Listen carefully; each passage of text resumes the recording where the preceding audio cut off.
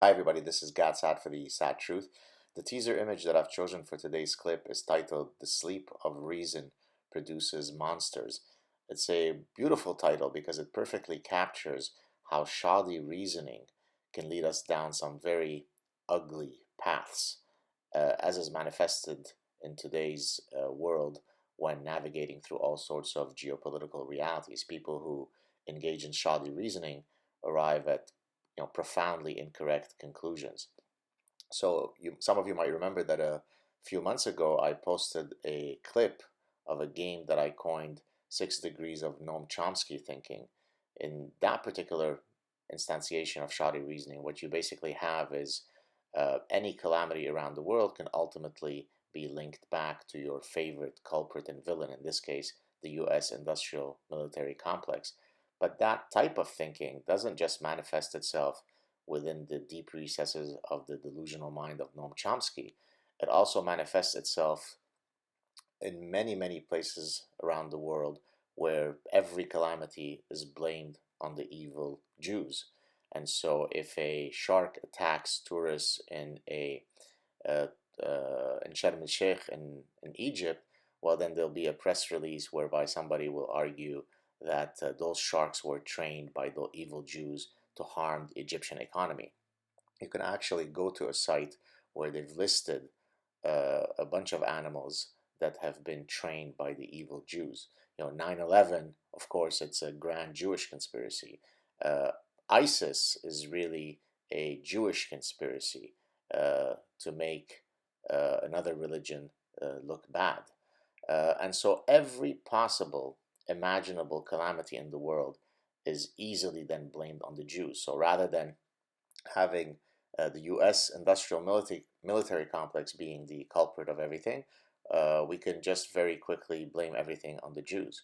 Now, let's get out of the geopolitical situation for a second and talk about another place where such thinking manifests itself. So, many clinicians, clinical psychologists, or therapists uh, have typically been of the view that if you as a patient go to see them in therapy, ultimately the culprit must be sexual abuse. So if you go to see them because you're suffering from sexual dysfunction, well, it must have been you were sexually abused.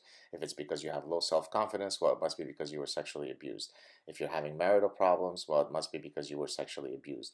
And so again, it's very, very easy to pin all possible calamities that might necessitate you going to see a clinician on sexual abuse. Now, they will try to identify the source of the sexual abuse.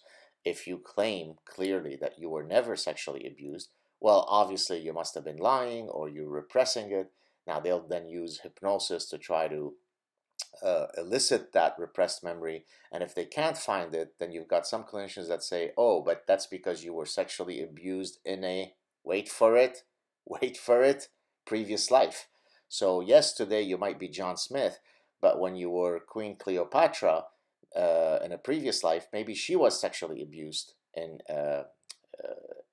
antiquity, and maybe that's what's causing you to have the marital problems that you're having. But we ultimately have to link back every possible cause of you going to see the therapist to sexual abuse.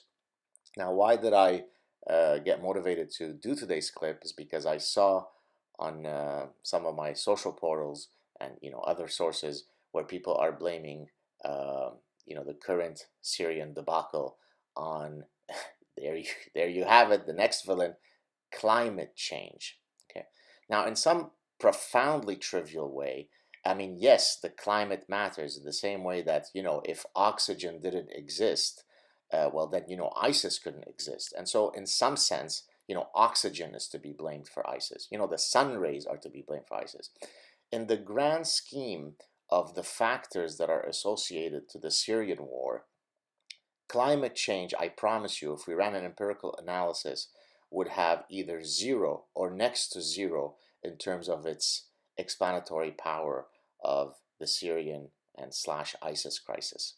But to those who are committed to viewing uh, the reality of today's world through the prism of climate change, then everything can be linked back to climate change. Uh, this is astonishing because, again, it's difficult to imagine a situation where a variable or reality, in this case climate change, could be any less related to the Syrian crisis. California has experienced profound drought, yet we don't quite have, mass gang rapes and killing of homosexuals and fatwas that are coming out of Syria, right? When you ask the Christians in Syria to either convert, die, or pay the jizya, it's probably not because you're concerned about carbon emissions. The caliph of ISIS, Abu Bakr al-Baghdadi, who has a PhD in Islamic studies, did not fake the fact that he has a PhD in Islamic studies, but in reality, he's got a PhD in green marketing and sustainable living. And so, again, all of these forms of delusional thinking are a way by which people can make sense of the world.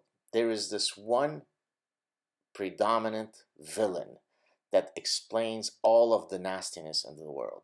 It's either the US industrial military complex, it's those damn evil, pesky Jews, it's the rampant sexual abuse that everybody experiences, even though they may not have experienced it. It is climate change. That's comforting. If only we can get rid of that one villain and solve that one villain, then we would all hold hands, we would all sing Imagine by John Lennon, and we would all make love from morning till dawn. Idiotic thinking leads to poor decision making. Talk to you soon, guys. Ciao.